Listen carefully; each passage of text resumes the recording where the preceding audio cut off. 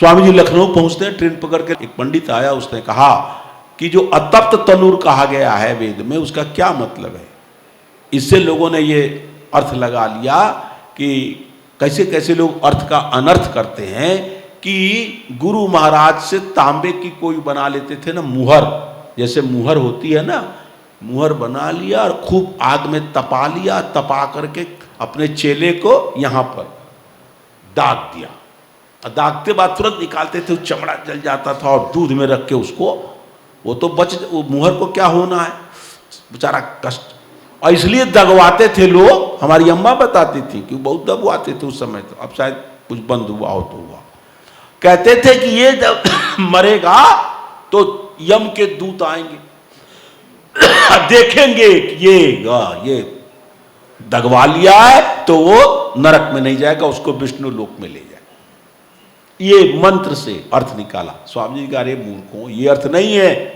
यम नियम का पालन करके, तप का पालन करके जिसने अपने इंद्रियों का संयम किया है, शुभ कर्म में आने वाले कितने भी कष्ट हो उसको सहाय, द्वंद्व सहनम तपा, उसको तप कहते हैं। ये बात कही गई है। तो कहा बात तो सही है। फिर स्वामी जी के प्रभाव से लखनऊ में 9 मई 1880 को आर्य समाज की स्थापना हो गई। और स्वामी जी से लोगों ने कहा, स्वामी जी ऐसा क्यों न करें कि जो लोग आर्य समाज के सदस्य बन जाते हैं, आर्य समाजी बन जाते हैं, उनको एक अलग खड़ा कर दें। क्यों आप हिंदुओं में ही उनको डाले रखना चाहते हैं? अलग बना लें हम लोग संप्रदाय। जितने लोग बनेंगे हमारी संख्या धीरे धीरे बढ़ती जाएगी, हम अलग रहेंगे। अब हिंदुओं में क्यों मिले रहे उन्हीं में? स्वामी जी का नहीं, ये काम नहीं करना, हमें अलग संप्रदाय नहीं खड़ा करना। जो गलती ब्राह्मण समाज ने की वो हमें नहीं करना। ब्राह्मण समाज वालों ने ही किया था, अपने को हिंदुओं से अलग कर लिया कि उन्होंने कहा कि हम वेद भी मानेंगे, हम पुराण नहीं वेद भी मानेंगे और कुरान भी मानेंगे और बाइबिल भी मानेंगे, और प्रार्थना में तीनों को सम्मिलित कर लिया। और हम हिंदू से अलग है कि हिंदू जो है पूजा करता है तो कुरान नहीं पढ़ता, हिंदू पूजा करता है तो बाइबिल नहीं पढ़ता, लेकिन हम अलग हैं। हिंदू जनेऊ पहनता है, ब्राह्मण होते हुए भी हम जनेऊ नहीं पहनेंगे। हिंदू आवागमन मानता है, पुनर्जन्म मानता है, हम नहीं मानेंगे। तो ब्राह्मण समाज को एक अलग खड़ा कर दिया राजा राम मोहन राय के शिष्यों ने, जो कि वास्तव में सुधारक थे। स्वामी जी का ये काम हमें नहीं करना, हमें तो सुधारना है, हमें अलग संप्रदाय नहीं बनाना है। स्वामी जी ने कहा उनसे उसमें तुम्हारी कि मैं ब्रह्म समाजियों की भांति समाज के जातीय जीवन से अलग होना नहीं चाहता, समाज में रहकर ही उसका संशोधन करना श्रेयस्कर है। हिंदू समाज में रहना है, हमें संशोधन करना है, इनको ठीक करना है, लेकिन हम अलग एक संप्रदाय बना लिए ना लोग, राधा स्वामी, ब्रह्मा कुमारी, पता नहीं कितने बना लिए। तो स्वामी जी ने बात कही, इस बात को हमें ध्यान में रखना है कि हमें हिंदू समाज को सुधारना है और मुस्लिम ईसाई उसको भी बनाना है। स्वामी जी बनाते ही थे। स्वामी जी फिर फर्रुखाबाद जाते हैं, लाला कालीचरण राम रईस के घर पर टिकते हैं, और आगे चल करके जो स्वामी जी के जीवन में एक घटना आई, बहुत बढ़िया घटना। स्वामी जी ने एक भाषण दिया, सृष्टि क्रम के अनुकूल ही सत्य होता है और सृष्टि क्रम के विरुद्ध असत्य होता है। सृष्टि क्रम का क्या मतलब है? सृष्टि क्रम का मतलब है प्रत्यक्षादि प्रमाण, एक संभव प्रमाण होता है। जैसे इसका क्या मतलब? इसका मतलब है कि कोई मनुष्य होगा तो मनुष्य का ही उसका सिर भी होगा, मनुष्य का ही हाथ होगा, मनुष्य का ही पैर होगा। कभी कभी कुछ उटपटांग बच्चे पैदा हो जाते हैं, तो इसका मतलब नहीं जिएंगे नहीं हो। कोई ऐसा आदमी नहीं पैदा हो जाएगा कि उसका सिर कुछ हो, पैर कुछ हो, एक सिर के बदले 2 सिर हो, कुछ नहीं। तो स्वामी जी ने भाषण दिया था। एक आदमी ने कहा, स्वामी जी ऐसी बात कैसे कहते हैं आप? ऐसा हुआ है? स्वामी ने क्या हुआ है? तो शंकर जी थे, पार्वती थे, उनके पुत्र हुआ गणेश जी, और गणेश जी को गर्दन काट दिया शिव जी ने, और फिर पार्वती जी रोने लगी तो उस पर लगा दिया, हाथी का सिर लगा दिया। अब मूर्ख लोग कहते हैं कि कितनी अच्छी सर्जरी थी। ऐसे ही भी बेवकूफ लोग हैं हिंदुस्तान में, और बड़े बड़े संगठन से जुड़े हैं। अरे देखिए कितनी अच्छी सर्जरी थी, गणेश जी का सर कट गया, ये सर्जरी थी? गपोड़ा मनुष्य के सिर पर हाथी का सर लग जाएगा, ये कौन सी सर्जरी है? एक व्यक्ति तो मोदी जी के प्रधानमंत्री होने के बाद इतना उत्साह में आ गया कि वहां बोल दिया साइंस कांग्रेस में सर्जरी। तो बहुत सारे साइंस के प्रोफेसर लोग डांटे, क्या बकवास करते हो? शायद बंगलोर में जाने कहीं हो रहा था। ये प्रारंभिक काल की बात है, 14-15 में, जब 2014-15 में मोदी जी आए तो इतने उत्साहित हो गए पाखंडी लोग। अभी भी बहुत सारी गप्पों को कह देते हैं। एक आदमी ने, हमने कहा कि रामायण काल में तो शास्त्री जी बहुत बड़ा विज्ञान था। हमने कहा था तो नहीं, वो विज्ञान आज तक हुआ ही नहीं। हमने, कौन सा विज्ञान बाबा? तो लक्ष्मण जी जाने लगे तो सीता जी से रेखा खींच दी और क्या नाम रख दिया? लक्ष्मण रेखा। उसमें वो विज्ञान था कि उसके अंदर जो आएगा जल जाएगा और इसके अंदर वाला आदमी बाहर जाएगा तो वो नहीं जलेगा। रेखा तो वही है। सीता जी बाहर जा सकती थी, जल नहीं सकती थी, कि उसमें अंदर रावण आ जाता तो जल जाता। महागपोड़ा है।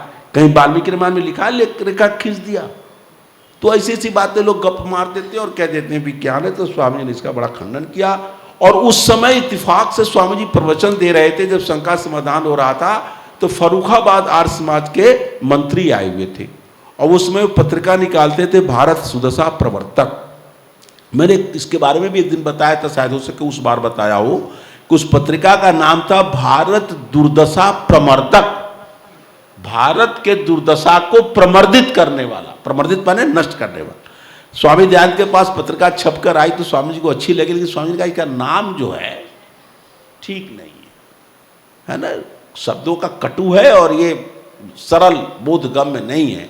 तो स्वामी जी ने चिट्ठी लिख दी कि इस पत्रिका तुम्हारी अच्छी है, आर्य समाज फर्रुखाबाद ने पत्रिका निकालने का निर्णय लिया, बहुत अच्छा है, लेकिन इसका नाम बदल दो। इसका नाम भारत दुर्दशा प्रमर्दक नहीं रहेगा, इसका नाम रहेगा भारत सुदशा प्रवर्तक।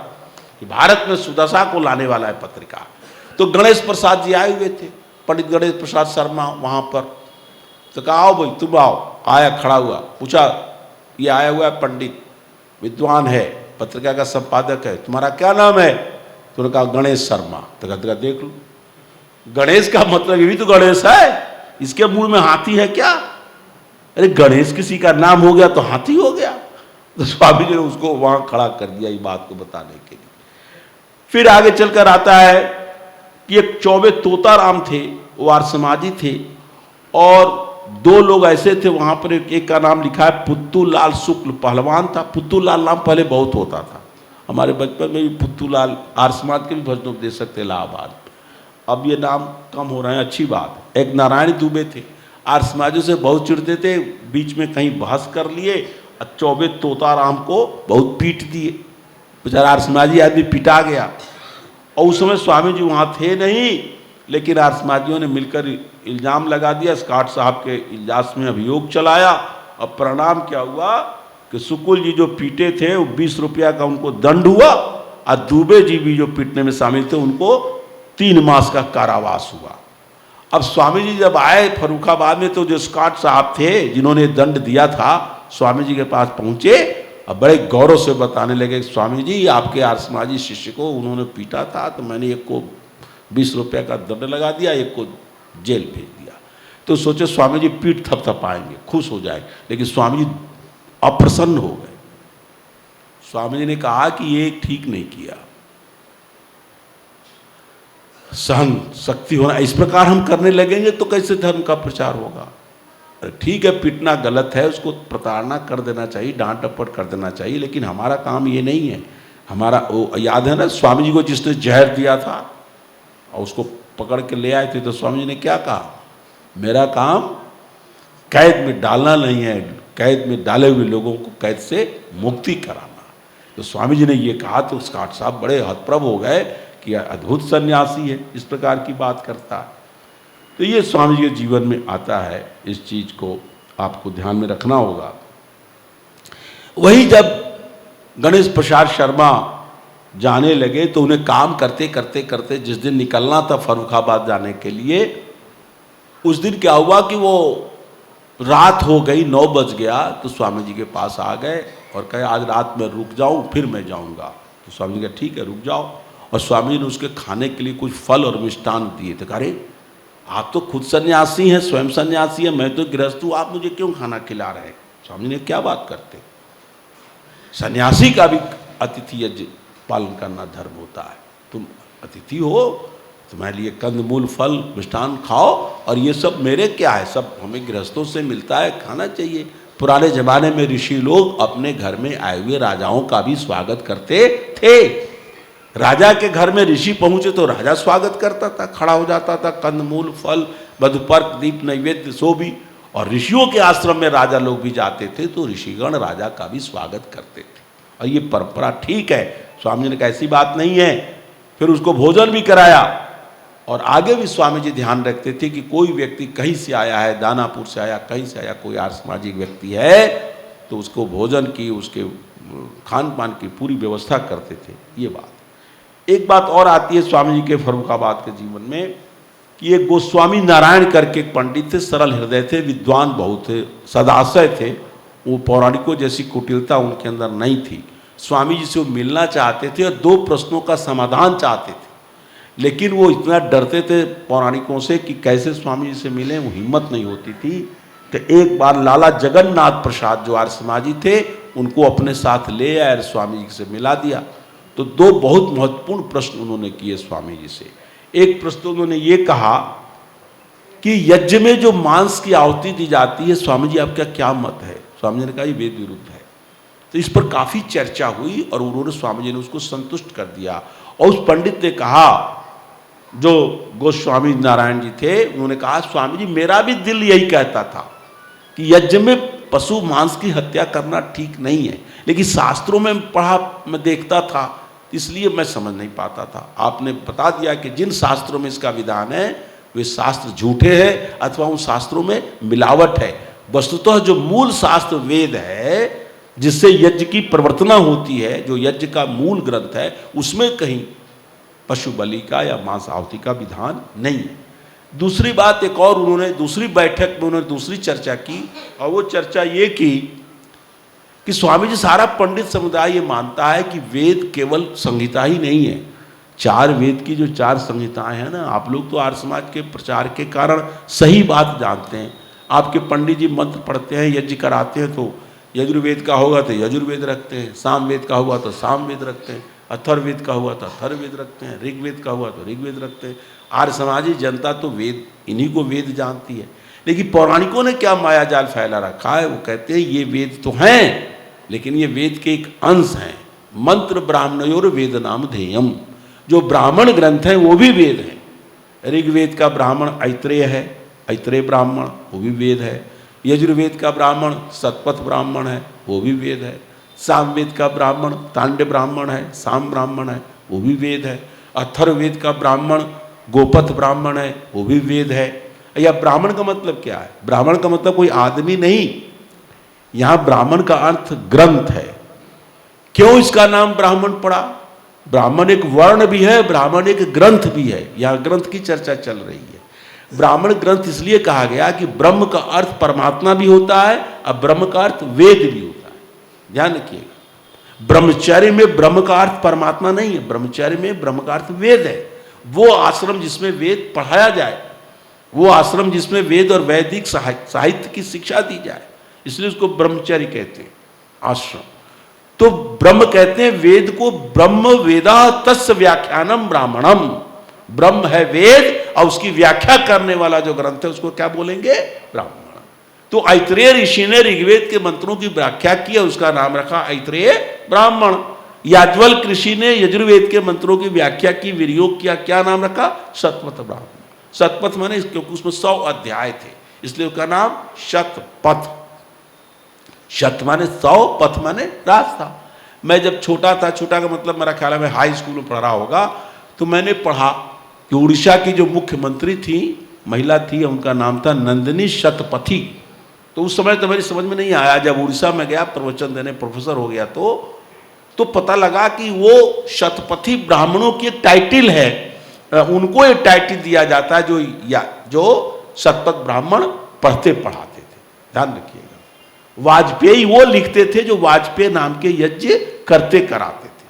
तो सारे ये जो ब्राह्मणों की उपाधियां थी वो वेदों से संबंधित थी, यज्ञों से संबंधित थी। अब ये सब उपाधियां व्यर्थ हैं।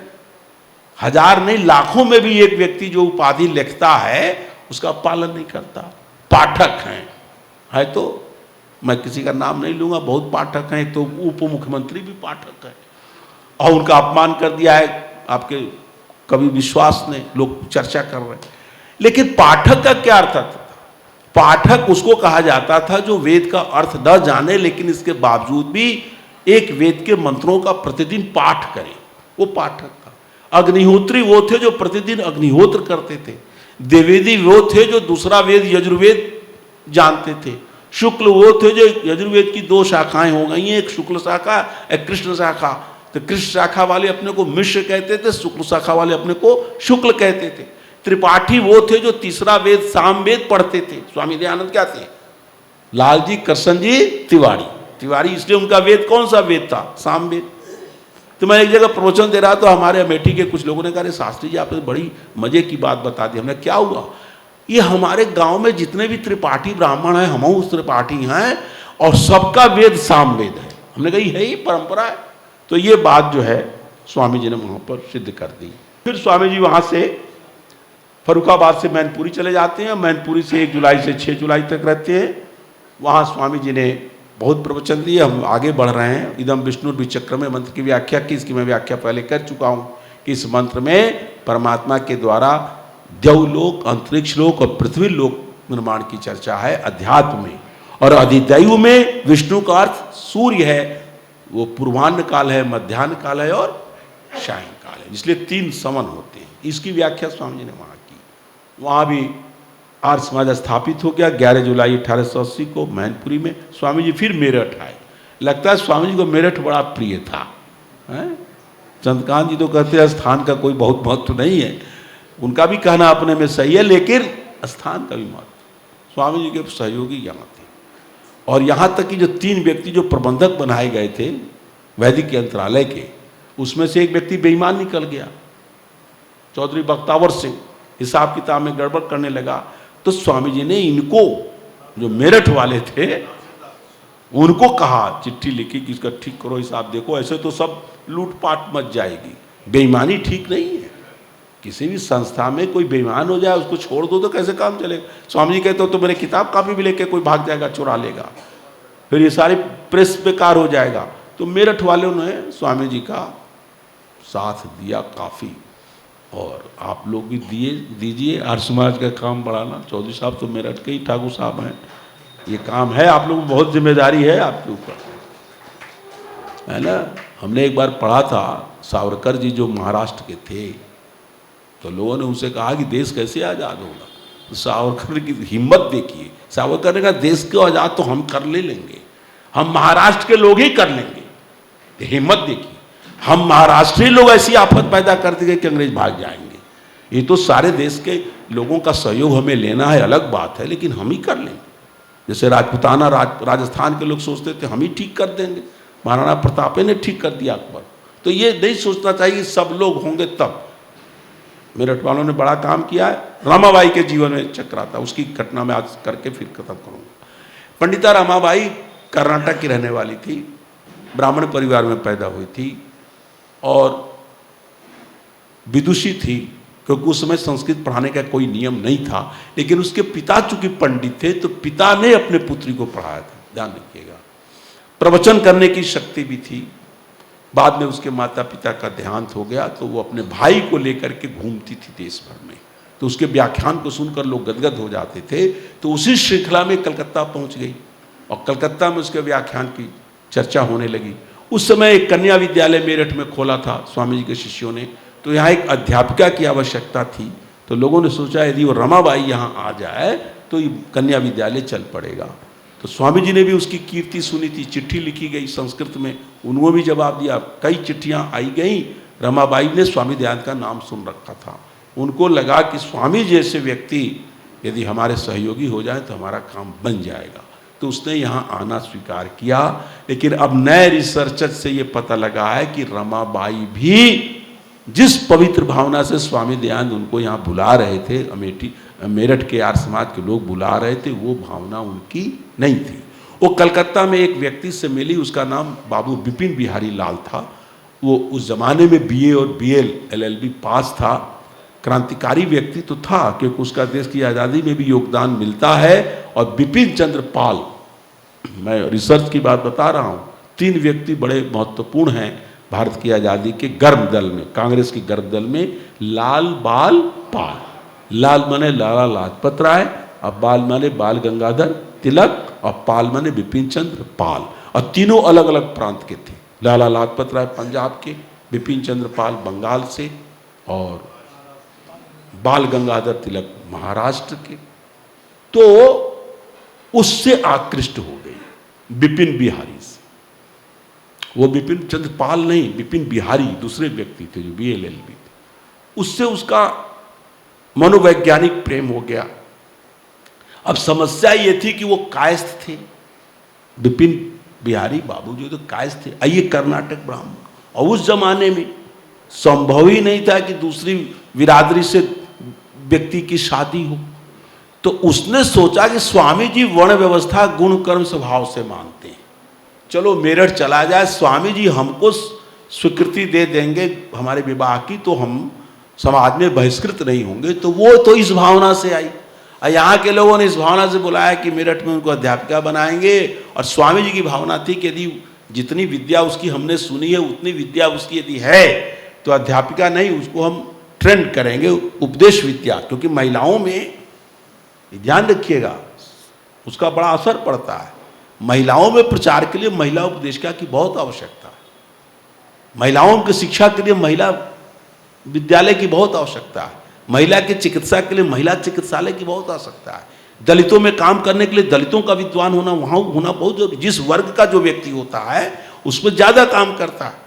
तो स्वामी जी ने उसको बुलाया और उसको एक बहुत बढ़िया जगह पर टिकवाया गया। वो लिखा है बाबू छेदीलाल गुमास्ते कमर्शिएट बंगले में उनको टिकाया गया, और वहीं पर कर्नल अलकाटम्बलम बैठकी टिके थे। स्वामी जी तो अलग रहते थे।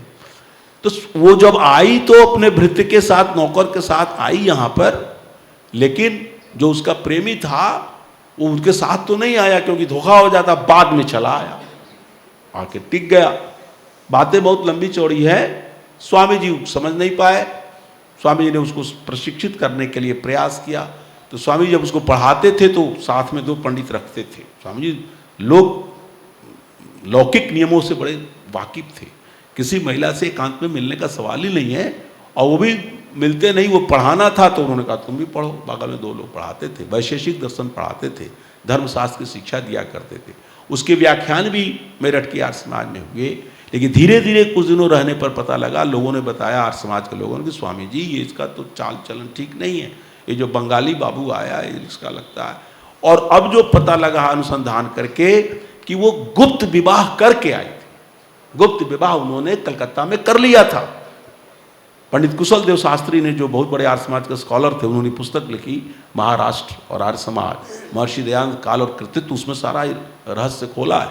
मैंने भी जो ग्रंथ निकाला संपादन में कुशवाहा ग्रंथावली, तो उसमें ये सारी बातें मैंने दी हैं। तो स्वामी जी ने जब ये देखा, हम बहुत विस्तार नहीं करेंगे, तो स्वामी जी ने कहा कि अपने पालीराम को, शिष्य को, कि उसको प्रेरित करो कि क्या करना है पता तो चले। तो उसने सब स्पष्ट कर दिया कि हम धर्म प्रचार का काम नहीं करेंगे।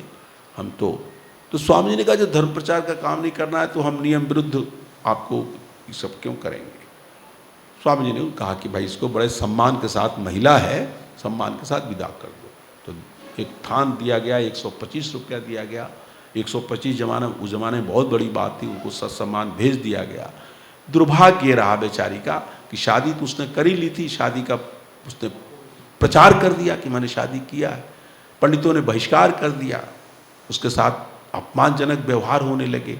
एक पुत्री पैदा हुई और पुत्री पैदा होने के बाद ही वो पति भी मर गया।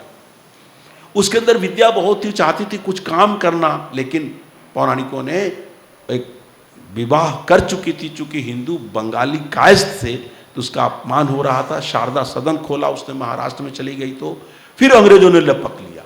ईसाई तो इसी ताक में रहते हैं। उन्होंने उनको विदेश बुलाया, यहाँ आओ। विदेश गए तो वहाँ सब दिखाया, स्कूल कॉलेज, महिलाओं की स्वतंत्रता, सब कुछ। तो वो ईसाई बन गई। लौट के हिंदुस्तान में आई तो जो उसने विधवा आश्रम खोला, महिलाओं के उद्धार के लिए कई काम करने लगे। लेकिन उसने अंग्रेजों के इशारे पर उन महिलाओं को जिनकी मदद करती थी उसको ईसाई बनाना शुरू किया। परिणाम क्या हुआ कि केसरी पत्रिका जो निकलती थी बाल गंगाधर तिलक की, उसमें केसरी ने लव लेखनी उसके खिलाफ स्वाभाविक है, कोई जब हिंदू को ईसाई बनाएगा तो वो तो बाल गंगाधर तिलक को कहाँ बर्दाश्त होता, तो वो विरोध हुआ। तो इस प्रकार बाद में उसकी बेटियां भी मर गई, उसका अंत बड़ा दुखद रहा। लेकिन जब स्वामी दयानंद की जीवनी लिखने के लिए बाबू देवेंद्रनाथ मुखोपाध्याय निकले तो हर व्यक्ति से मिलते थे। उन्होंने चिट्ठी लिखी रमाबाई को कि आप स्वामी दयानंद के संपर्क में रही हैं, उनकी शिष्या रही हैं, आपको क्या कहना है। तो उन्होंने चिट्ठी के जवाब दिया, कहा कि जिस प्रकार पिता अपने पुत्री से प्रेम रखता है, पितृतुल्य उतना सात्विक प्रवृत्ति का व्यक्ति मैंने अपने जीवन में देखा। पिता तुल्य बताया उन्होंने। और चूंकि धर्म के मामले में मैं अव्यवस्थित थी, इसलिए स्वामी जी का प्रस्ताव मैं स्वीकार नहीं कर सकी। लेकिन उनके पांडित्य की और उनकी कहा एक बात और है, स्वामी जी नवीन वेदांत नहीं मानते थे, अब मैं भी नवीन वेदांत नहीं मानती थी, क्योंकि वो वैष्णव परिवार से थी वहाँ। इस बात में स्वामी जी से सहमत थी, लेकिन बाकी विषयों में हम नहीं कर पाए। तो ये बातें मैं इसलिए रख रहा हूँ कि मैं तो कभी कभी इसलिए खिन्न हो जाता हूँ कि ये जो पौराणिक पंडित हैं, मैं बार बार पौराणिक पंडित की चर्चा क्यों करता हूँ, इनको भगवान जाने कब इनको बुद्धि आएगी। ऐसे भी दुष्ट नराधम पौराणिक पंडित हैं जो आज भी स्वामी दयानंद को लेकर, रमाबाई को लेकर ऐसी बातें लिखते हैं जो बिल्कुल इतिहास विरुद्ध, ऐसी बातें लिखते हैं उनको उनकी जीवा कट के नहीं गिरती, ऐसी घटिया आरोप लगाते हैं। वो समझते हैं कि जैसे आसाराम और तमाम ये तक घूम रहे हैं। स्वामी दयानंद तो बाल ब्रह्मचारी थे, उन पर कोई सवाल ही नहीं पैदा होता। ये सब जानते हुए, ये नहीं कि नहीं जानते, ये पौराणिक माधवाचार्य, अखिलानंद और तमाम ये जो पाखंडी घूम रहे हैं, आज भी इस प्रकार के आरोप लगाने से नहीं बचते। तो ये बातें मैं इसलिए कथा के माध्यम से कह देना चाहता हूँ कि स्वामी जी को अपने जीवन में धोखा हुआ। धोखा देने वालों, चाहे रमाबाई हो, चाहे कर्नल अलकाट मैडम ब्लेवत्स्की हो, चाहे उनके सहयोगी दिनेश राम, पालीराम कहते हैं जो गौरी शंकर, तो पंडितों ने भी धोखा दी किताब में। कर्नल अलकाट मैडम ब्लेवत्स्की ने धोखा दिया और उसका क्या परिणाम निकला बताऊंगा, और रमाबाई का। तो स्वामी जी के जीवन में ये सहयोगी जो थे वो बहुत अच्छे नहीं मिले। लेकिन इस प्रकार स्वामी जी के कार्य में कोई रुकने वाला नहीं है, ये चल रहा है। मैं अब इसको ख़त्म ही कर दूं। बाद में मेरठ के ही लोगों ने कहना शुरू किया कि स्वामी जी ये तो कर्नल अलकाट और मैडम ब्लेवत्स्की ये जादू टोना को कहते हैं योग सिद्धि है और ये ईश्वर ही नहीं मानते हैं। तो स्वामी जी का माथा ठनका कि ईश्वर नहीं मानते। तो हाँ स्वामी, हम लोगों ने बात किया। तो स्वामी जी ने बुलाया कर्नल अलकाट से और कहा कि मैंने सुना है कि आप ईश्वर नहीं मानते, आपका विश्वास ईश्वर में नहीं है, क्या ये बात सत्य है? तो दोनों ने कहा हाँ सत्य है। अब स्वामी जी के पास, तो स्वामी जी ने कहा ऐसा है, अब हमारी आपकी बात हो जानी चाहिए, आप बताएं कि ईश्वर क्यों नहीं मानते। अब मैं ईश्वर की सिद्धि करता हूं हमारे। तो देखो चालाकी से उत्तर दिया कि गुरु और शिष्य में शास्त्रार्थ नहीं हो सकता, आप तो मेरे गुरु हैं। तो स्वामी जी कह रहे धर्म के विषय में गुरु शिष्य नहीं, जब हमारे विचार से तुम सहमत नहीं हो तो गुरु शिष्य क्या, इस पर बहस होनी चाहिए। बहस करने के लिए तैयार नहीं हुए, फिर भी स्वामी जी ने उन पर बल किया कि नहीं, तो अंत में तैयार हुए और स्वामी जी उनके सारे तर्कों का जवाब देते रहे।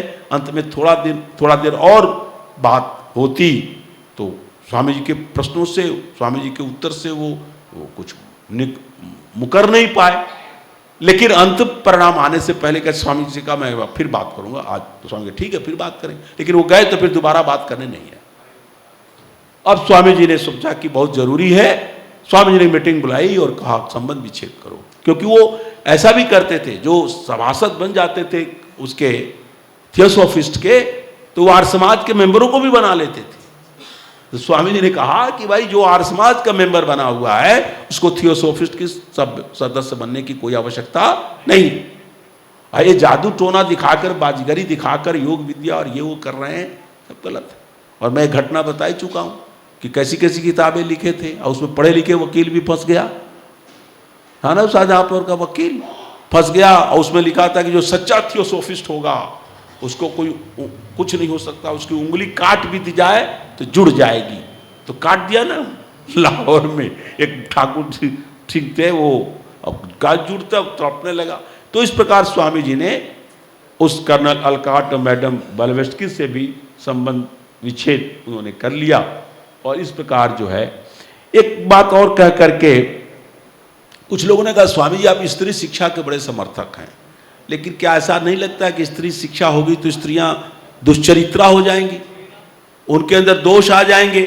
स्वामी जी बहुत क्रोध में आ गए, क्या बात करते हो, पुरुष को शिक्षित करने से पुरुष चरित्रहीन नहीं होगा और स्त्री को शिक्षित करने से स्त्री चरित्रहीन हो जाएगी, ये तो अविद्या आदि कुसंग के दोष से होता है। स्वामी जी ने कहा है कि कोई व्यक्ति गलत काम करता है, पाप कर्म करता है, उसके कई कारण होते हैं। एक तो उसका स्वार्थ होता है, कहीं कहीं अविद्या अज्ञान कारण होता है, तीसरा कारण स्वामी ने लिखा है दुष्टों का संग।